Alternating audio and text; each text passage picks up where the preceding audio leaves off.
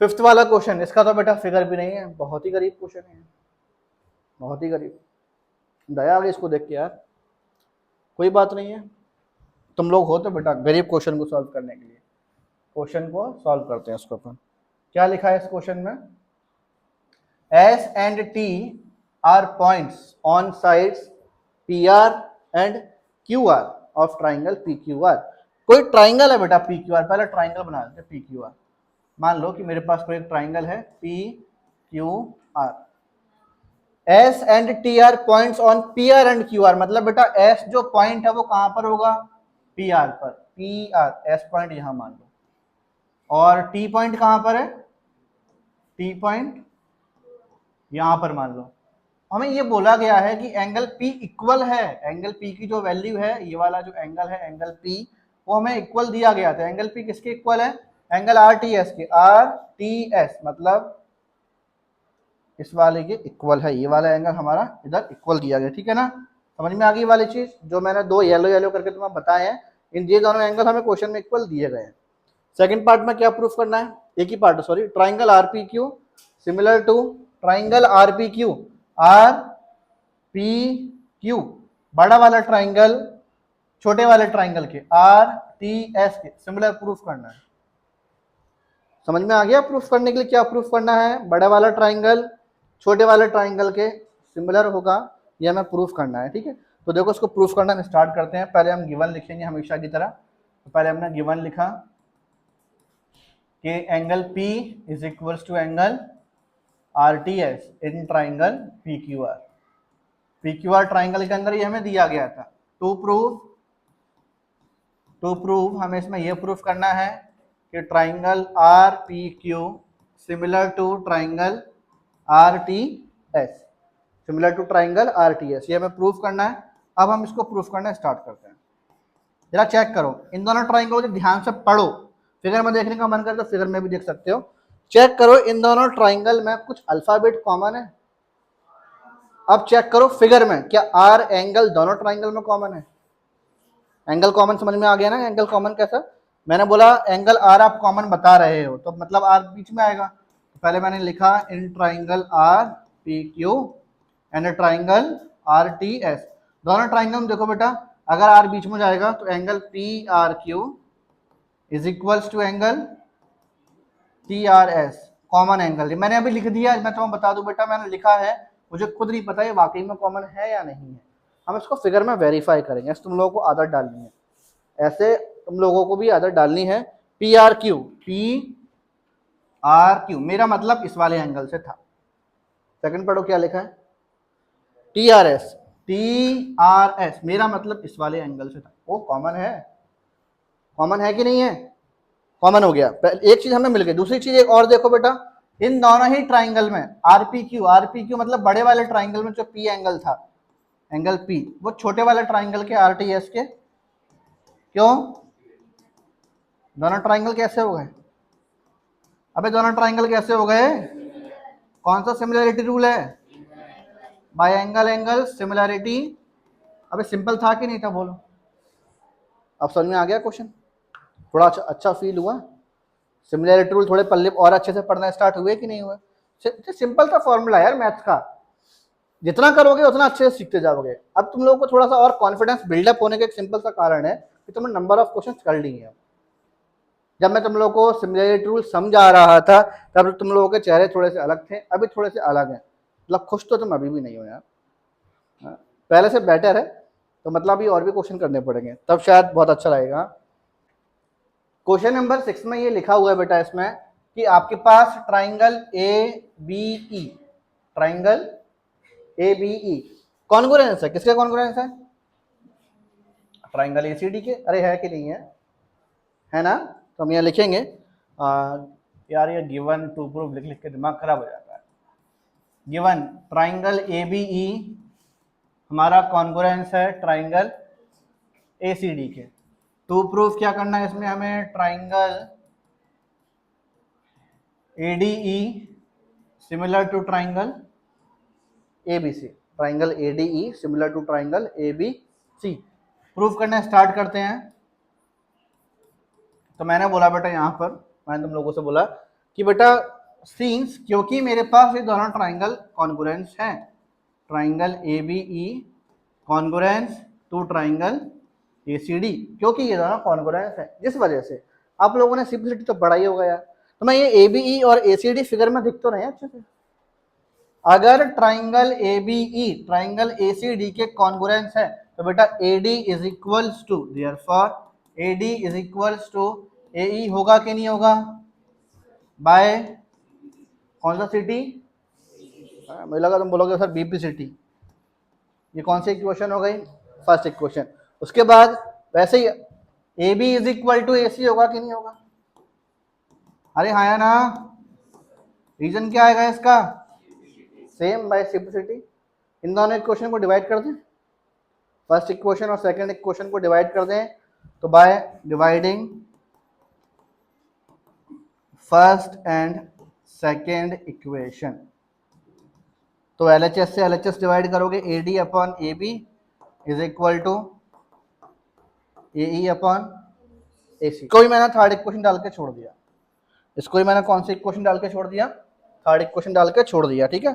अब बेटा प्रूफ कौन सा ट्राइंगल लेना है मुझे, जो प्रूफ करना है, ये जो ट्राइंगल है ना ए डी ई मुझे सिमिलर बताना है, और किसके सिमिलर बताना है, ए बी सी के। जरा चेक करो ए डी ई कौन सा ट्राइंगल है यार, छोटा वाला ट्राइंगल ना, और छोटा वाला ट्राइंगल मुझे बड़े वाला ट्राइंगल क्या बताना है, क्या दोनों ट्राइंगल में कोई एंगल कॉमन आ रहा है, तो क्या लिखोगे, angle D A E is equals to angle, शाबाश, अब मुझे थोड़ा सा लग रहा है, मुझे अच्छा फील हो रहा है, यहाँ बच्चों को समझ में आने लगा। Angle D A E, angle D A E is equals to angle B A C, angle B A C. Reason क्या आएगा इसका बेटा, कॉमन एंगल, और ये हमारे पास चौथी इक्वेशन होगी। कौन सी इक्वेशन हो गई, चौथी इक्वेशन। अब जरा इन दोनों इक्वेशन को ध्यान से देखो, इन view of third and fourth equation क्या होगा, थर्ड इक्वेशन और फोर्थ इक्वेशनों के मद्देनजर रखते हुए ये अदालत क्या फैसला सुनाती है कि triangle A D E similar to triangle ADE similar to triangle ABC by which similarity rule, side angle side similarity rule। बोलो कोई दिक्कत, ठीक है ना, सिमिलैरिटी रूल, और हमारा ये प्रूव्ड हो चुका है। समझ में आ गया बेटा अच्छे से। तुम लोगों ने एक चीज पूछी नहीं पता है, और जो पूछना चाहिए था, और शायद मैं तुम्हें बता दूं, तुम्हारी जगह अगर मैं भी क्लास में बैठा होता तो मैं भी नहीं पूछता, लेकिन हाँ घर पर जाके जब मैं प्रैक्टिस करता तो मेरा दिमाग चकरा जाता, सर ने ऐसा क्यों किया। क्लास में तुम बड़े हाँ हाँ करके चले जाते, उसके बाद समझ में नहीं आता क्या हुआ। एक समस्या है इस क्वेश्चन में, कोई समस्या वाली बात नहीं, बच्चा घर पर जब पढ़ेगा तो कंफ्यूज हो जाएगा इस चीज में। वो कन्फ्यूजन मैं तुम्हारी यही खत्म करके भेज रहा हूँ, कन्फ्यूजन क्या होती है, यहाँ बच्चा कंफ्यूज हो जाता है बस पूरे क्वेश्चन के अंदर। कंफ्यूजन क्या है जरा वो सुनो, कंफ्यूजन क्या है। हम लोगों ने क्या लिए, एक ट्राइंगल ए बी ई लिया एक तरफ, और एक तरफ दूसरा कौन सा ट्राइंगल लिखा है, एक तरफ ए बी लिखा है, दूसरी तरफ, तो बाय सिंपलिसिटी में जब मैं लिखूंगा तो लेफ्ट हैंड साइड में इस ट्राइंगल की पार्ट आएंगे कि नहीं आएंगे, और राइट हैंड साइड में इस ट्राइंगल के पार्ट आएंगे कि नहीं आएंगे। सर आपने इसमें ऐसा नहीं किया, आपने गलती ये कर दी सर, आपने सर एडी जो लिखा है ना एडी, वो तो सर उस ट्राइंगल का पार्ट था, चेक करो ए डी, ए और डी, और सर यहाँ पे आपने जो ए ई लिखा है वो तो इस ट्राइंगल का पार्ट। सर आपने गलत कर दिया, पूरा क्वेश्चन गलत हो गया। तो मेरी बात सुनो, मैंने बेटा ये गलत नहीं किया, पूरा सही किया, पूरा क्वेश्चन सही है। ये मैंने जानबूझकर इस मुद्दे को उठाया, वरना तुम घर पर जाके पक्का गलत, मतलब दिमाग घूमना स्टार्ट हो जाए तुम्हारा। क्या होता है बेटा, कभी कभी हम लोग चीजें क्या करते हैं, भविष्य देख के चलते कि नहीं चलते, जैसे बोलते हैं ना फ्यूचर प्लानिंग, सुना है कि नहीं सुना है भाई, आगे क्या होने वाला है उससे पहले की तैयारी हम करते हैं कि नहीं करते। हमें आगे चलकर इस ट्राइंगल को सिमिलर प्रूफ करना था, और सिमिलर प्रूफ कराने के लिए कुछ इस तरह का माहौल भी बनाना था। आप जरा खुद सोचो, जरा सोचो और फील करो कि अगर ए ई यहाँ होता और ए डी वहां होता तो बेटा ये A D upon A B ना मिलते हुए क्या मिलता, ए ई अपॉन, तो फिर ये थर्ड और फोर्थ इक्वेशन सिमिलर हो पाता क्या, सोचो, समझ पा रहे हो मैं क्या बोल रहा हूँ। थर्ड और फोर्थ इक्वेशन से फिर ये सिमिलर नहीं हो पाता।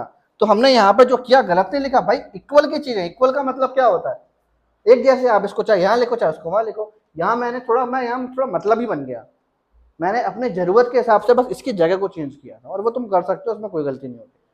पूरे नंबर मिलते हैं, बच्चे इस क्वेश्चन को रटते हैं, मैं तुम्हें रटाना नहीं चाहता, तो तुम लोग रटो, समझ लो इसको अच्छे से कि इसका रीजन क्या होता है कि हमने इसकी जगह एक्सचेंज क्यों की। क्योंकि अगर हम जगह एक्सचेंज ना करते बेटा तो फिर आगे ना तो ये मिलता, और जब आगे ये नहीं मिलता तो फिर इसका सपने छोड़ दो तुम, ये कहाँ से मिलेगा।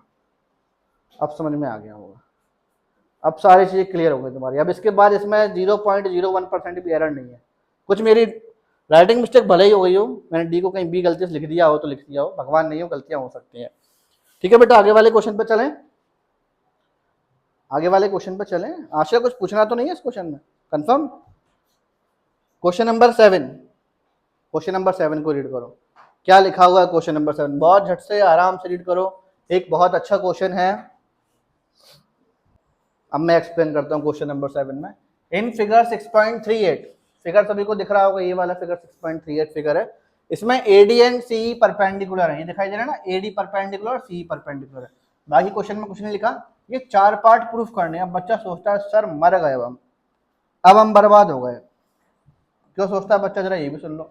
बच्चा सोचता है सर इससे पहले किसी क्वेश्चन में कभी 1 पार्ट था, कभी 2 पार्ट थे, तो उनमें तो हम दिमाग का बिल्कुल खेल खत्म हो गया। उसके बाद अभी 4 पार्ट हम कैसे करेंगे। अब इन 4 पार्टों से तुम्हें प्यार होने वाला है, जरा चेक करते हैं कैसे होने वाला है। पहले वाले पार्ट में क्या प्रूफ करना है, ट्राइंगल AEP, पहले वाला पार्ट प्रूफ करें। मैंने लिखा बेटा इन triangle AEP and triangle CDP। तो AEP ध्यान से देखो, AEP ये वाला ट्राइंगल है, और CDP कौन सा ट्राइंगल है बेटा, CDP कौन सा ट्राइंगल है, CDP जरा देख लो यहाँ पर ध्यान से, CDP ये वाला ट्राइंगल है। और दोनों ट्राइंगल में चेक करो ध्यान से, दोनों ट्राइंगल में चेक करो, हमारे पास यहाँ पर दोनों ट्राइंगल में एक तो ये वर्टिकली अपोजिट एंगल हो गया, बोलो ये वर्टिकली अपोजिट एंगल हो गया कि नहीं हो गया, है ना। मैंने बोला कि angle APE is equals to angle CPD, vertically opposite angles are, अरे बोलो ना, इक्वल, है ना। दूसरी चीज एंगल AEP जो है, एंगल AEP ये किसके इक्वल होगा, एंगल AEP, एंगल CDP लिख लो या PCD लिख लो, एक ही बात है। CDP रीजन क्या आएगा भाई, दो ट्राइंगल में दो एंगल इक्वल दिखाई, दोनों ट्राइंगल कैसे होगा। हो गया पहला पार्ट, हो गया पहला पार्ट, कितना बड़ा था, है ना। Triangle AEP similar to triangle CDP by angle similarity rule. Second part देखो बेटा, सेकंड वाला पार्ट, सेकंड वाले पार्ट में क्या लिखा है, triangle ABD in triangle ABD and triangle CBE, check करो ABD ट्राइंगल। जरा फिगर पर वापस आ जाओ, ट्राइंगल पहचानेंगे हमें कौन कौन से ट्राइंगल हमारे पास इधर। चलो अब चेक करो ध्यान से, ट्राइंगल ABD बेटा फिगर में चेक करो, AB और D ये वाला ट्राइंगल एक, और दूसरा ट्राइंगल कौन सा था, CBE।